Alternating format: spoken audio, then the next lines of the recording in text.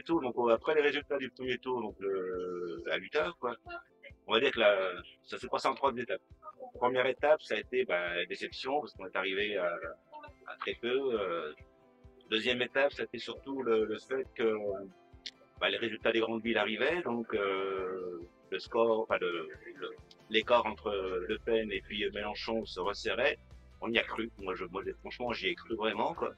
Et la troisième étape, le résultat final, donc un peu déçu, parce qu'à 420 000 voix, comme tu dis si bien, 420 000 voix ont vachement progressé. En plus, on était tout seul cette année, donc c'est vrai que c'est intéressant. Et surtout fier de cette campagne que nous avons menée sur Chalon et fier de la campagne qui a été au niveau national aussi, parce que il y a eu une bonne dynamique. On a commencé en 2020 à peu près, au moment de la désignation de Jean-Luc Mélenchon.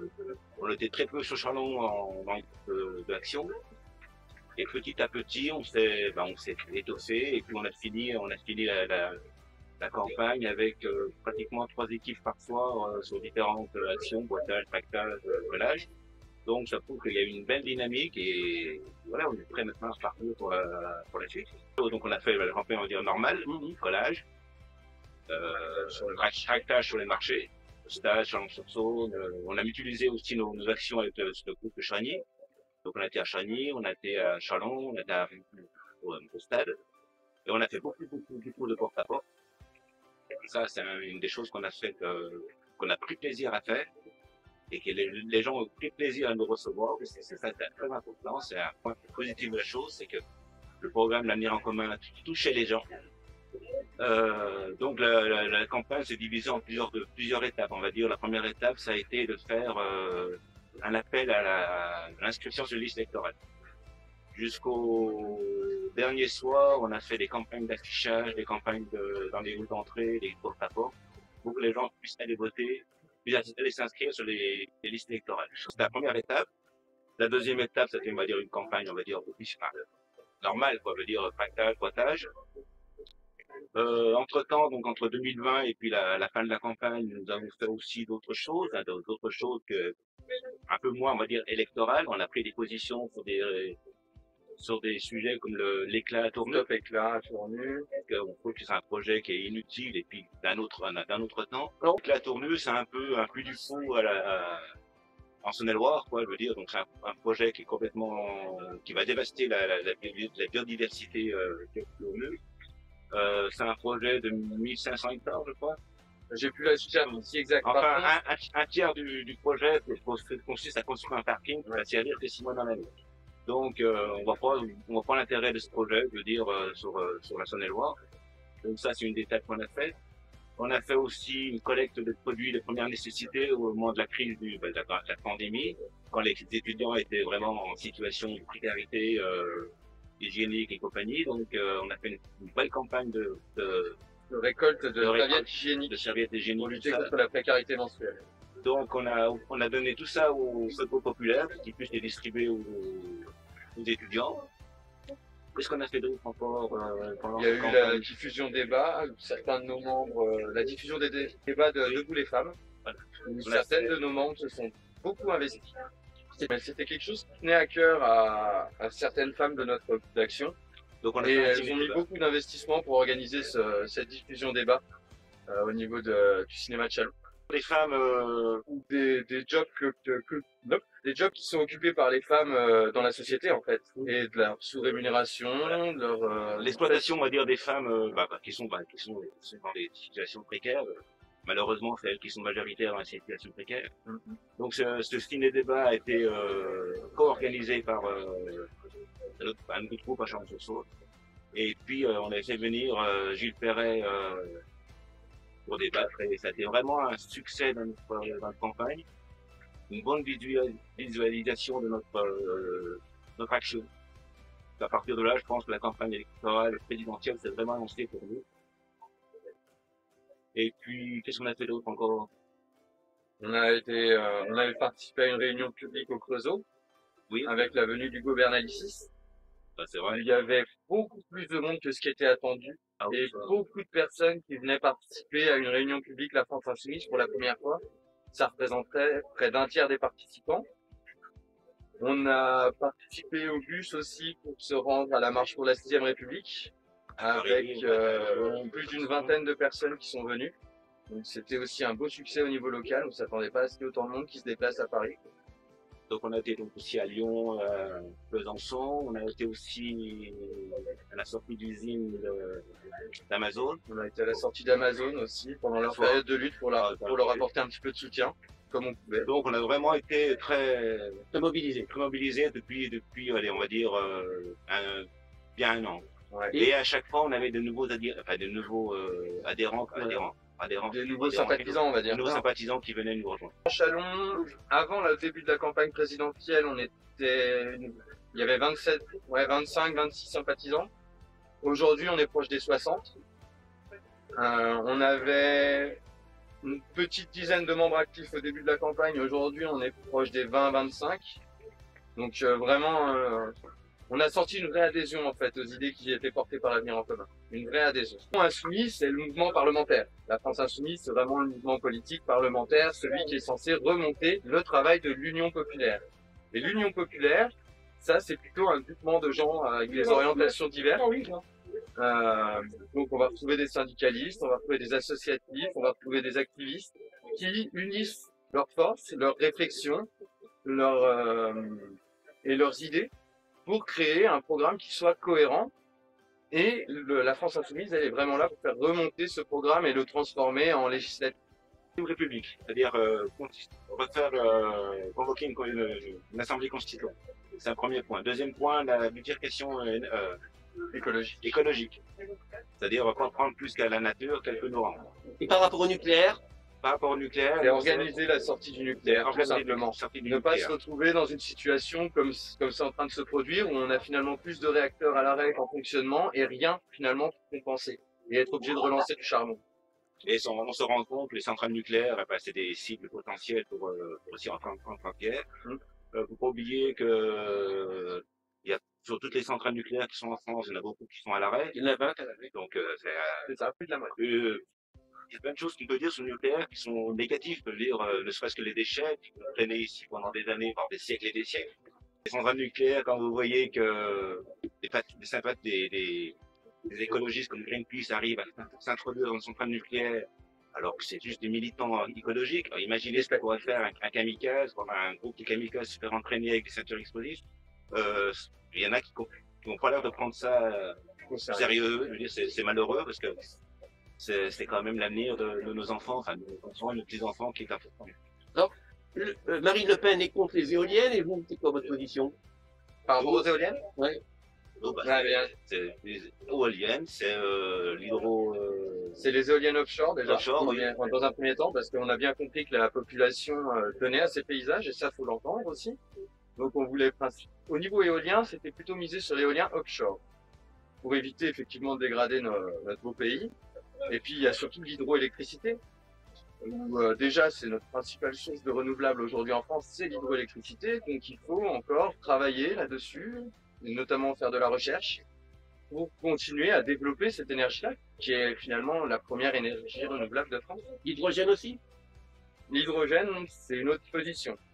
C'est une autre position. C'est pas une position globale, l'hydrogène. Non, mais bon, Marine Le Pen parle beaucoup d'hydrogène. Vous en dites quoi de l'hydrogène? Ça peut être une solution.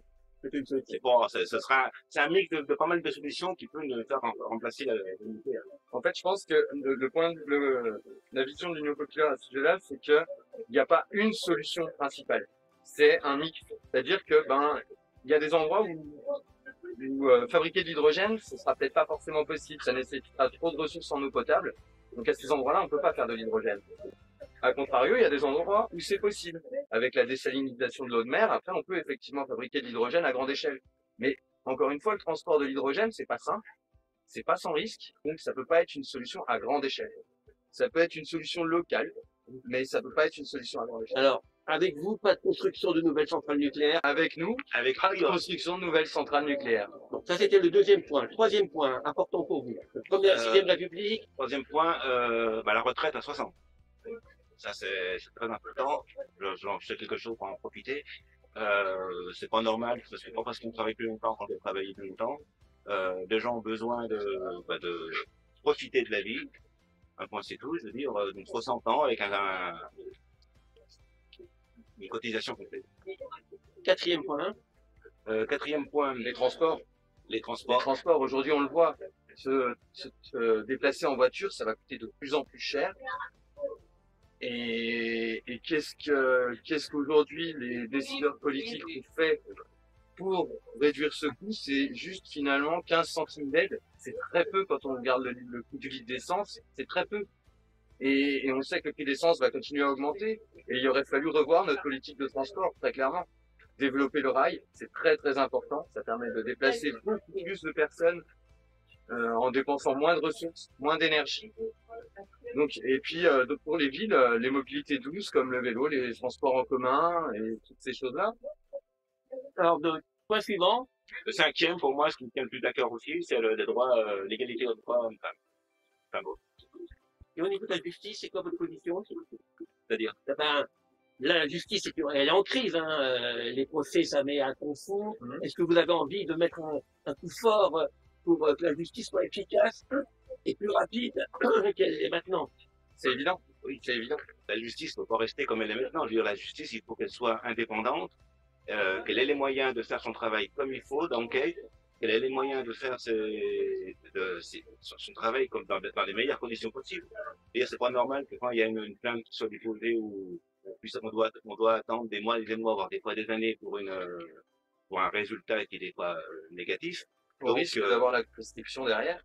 Tellement les procédures sont longues. Donc voilà, il faut réduire les temps de procédure. Donc ça veut dire qu'il faut des moyens humains, des moyens en matériel, des moyens d'investigation supplémentaires. Aussi bien dans la police que dans la justice directement. La police judiciaire a besoin de moyens. Moi, c'est une évidence. Alors, Jean-Luc Mélenchon, pour le deuxième tour, appelle à ne pas voter Marine Le Pen.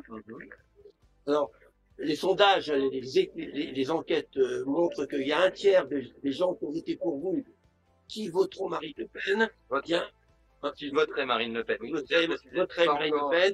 Il y a un tiers qui voterait Macron et il y a un tiers qui voterait rien ou qui irait blanc ou qui irait La Pen ou qui irait abstention. Alors vous, comment vous voyez ça, ce tiers de vos militants qui est prêt à voter pour Marine Le Pen que vous dénoncez? Alors, parlons bien d'une chose. Il n'y a pas un tiers de militants qui votera Marine Le Pen. Là, on parle d'électeurs. Il y a vraiment, faut faire la différence entre militants et électeurs. À savoir que nous, les militants, au niveau local, parce que c'est quand leur nom qu'on peut parler, on ne côtoie pas tous les groupes de France, mais au niveau local, on a 0 militants ou sympathisants qui vont voter Marine Le Pen. Et on en a encore discuté hier soir, c'est une évidence. Ça rentre même pas dans nos discussions. Donc les sondages disent un tiers. Sondages disent un tiers. À peu près un tiers. On va faire un tiers, je veux dire. Bon, déjà, il y a 5 ans, c'était la même chose. On disait que c'était un tiers. En fin de compte, on était beaucoup loin de 16%. Il ne faut pas oublier que le vote déjà est secret, déjà, en France. C'est la Constitution. Le vote des militants, des électeurs du Front de l'Union populaire, on n'est pas propriétaire de leur vote. Donc chacun fait ce qu'il veut à son âme et conscience. On est assez intelligent, je pense, pour pouvoir choisir dans le bon sens. Moi-même, je sais même pas ce que je veux faire. La seule chose que je sais, c'est que je ne voterai pas Marine Le Pen ni le 25, ni le 24, ni après pour l'extrême droite. Ça, c'est sûr et certain. De ma vie, je ne voterai jamais pour l'extrême droite. J'hésite encore entre 4 solutions, comme tu le disiez tout à l'heure. Macron, blanc, nul ou l'abstention. Je suis encore en train de me poser des questions parce que il y a plein de choses qui rentrent en ligne de compte. Donc, on verra, et puis on verra le vote dans les isoloirs que font les gens. Quoi, mais je ne pense pas qu'il y ait 30% d'électeurs de l'Union populaire qui non. Alors là, le deuxième tour, c'est fini pour vous, mais il y a un troisième tour qui s'approche. C'est les élections législatives. Donc, vu le nombre, le score que vous avez fait, 22%, je pense que vous allez présenter des candidats pour la 5e circonscription Chalon-Monceau. Pour nous, déjà, la campagne législative elle va commencer le 25, lundi 25. Parce que on va refaire une campagne d'inscription pour liste électorale, parce que les gens ont droit, on peut s'inscrire jusqu'au 4 mai, 4 et 6 mai, c'est pour les listes électorales pour les législatives. Donc, on va refaire du porte-à-porte pour aller voir des gens, pour leur dire, voilà, vous n'avez pas pu voter parce que vous êtes mal inscrit ou pas inscrit du tout, vous pouvez y aller et tout ça. Donc ça, pour nous, les législatives vont commencer le 25. Ensuite, pour les candidats, moi, pour le moment, je suis chef de file, donc je suis pas candidat. Les candidats ne sont pas encore connus au niveau de la France Insoumise. Donc, je ne sais pas si je serai candidat, on ne sait pas s'il y aura un candidat sur Chalon. On espère que vu le score que nous avons fait sur Chalon et vu le score qu'a fait l'Union populaire sur la France, on espère amener une majorité de députés de gauche à l'Assemblée nationale. Il va y avoir quand même des négociations je pense qu'il va y avoir des négociations au niveau national entre les différents partis. Il y a déjà eu des appels de l'Union populaire avec les Europe Écologie Les Verts et puis le Parti communiste ce matin. On attend les réponses. Bien sûr, cet appel se fait au niveau national. Il se fait au niveau national. Au niveau national, et on espère que sur Chalon-sur-Saône, on aura une liste, on aura des candidats uniques. Après, on verra. Tout dépend des décisions du national. Je veux dire, on prend les décisions tout seul, c'est national. On verra. L'essentiel, c'est d'envoyer un maximum de députés de gauche à l'Assemblée nationale. Enfin, moi, ce que j'espère, je pense que c'est la même chose. Moi, ce que j'espère, c'est qu'il y a un accord au niveau national, et qu'il soit clair et précis. C'est-à-dire qu'il n'y ait pas dans un endroit des accords, on va dire, avec les Verts, et dans d'autres endroits, ils sont d'accord avec un tel avec un tel. Moi, ce que je voudrais, c'est un accord clair et précis au niveau national. Comme ça, les Français vont s'y retrouver, les Français vont plus dire, c'est tous les mêmes. On a un programme qui a fait 22% il y a une semaine. C'est un programme qui est fort, qui est reconnu par les Français, que les Français adhèrent. On y a vu ce que dans les campagnes, par les porte-à-porte. Les Français adhèrent vraiment à ce programme. Depuis lundi soir, depuis dimanche soir, nous avons reçu quand même 5 ou 6 nouveaux qui sont inscrits. Donc il y a toujours cette dynamique. Donc cette dynamique, on peut la conserver pour les élections législatives. On peut faire un résultat, parce qu'on a fait un bon résultat à Chalon-sur-Saône, on est de dire. On est premier dans plusieurs votes à Chalon-sur-Saône, je veux dire, au Père-Logis, au 19. Donc voilà, il y a de quoi être rempli d'espoir. Et puis on verra. Après, ça dépendra du national. Donc, je peux me permettre, la première chose qu'on constate au niveau de l'Ukraine, c'est qu'aujourd'hui, on voit bien que les centrales nucléaires peuvent être visées. Ça, c'est vraiment la première chose à intégrer. On a tous vu ce qui s'est passé à Tchernobyl. On a tous vu ce qui s'est passé dans leur plus grande centrale nationale. Aujourd'hui, il apparaît comme très clair que des pays comme la Russie n'hésiteront pas à prendre les centrales nucléaires comme cible. Et ça, faut bien se le mettre dans l'esprit. Non, vraiment. Donc ça, c'est pour les centrales, mais globalement... Alors, moi, je pars du principe comme... il y a un pays qui est en guerre, donc il y a un agresseur qui est Poutine, de ce qui est, et un agressé qui est le pays ukrainien. Donc ça, c'est la situation maintenant.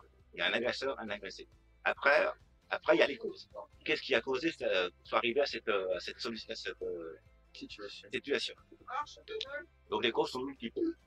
Il y a eu un effondrement d'un empire, qui était, je veux dire, en 1989, je suis mieux. Ça, en 1992.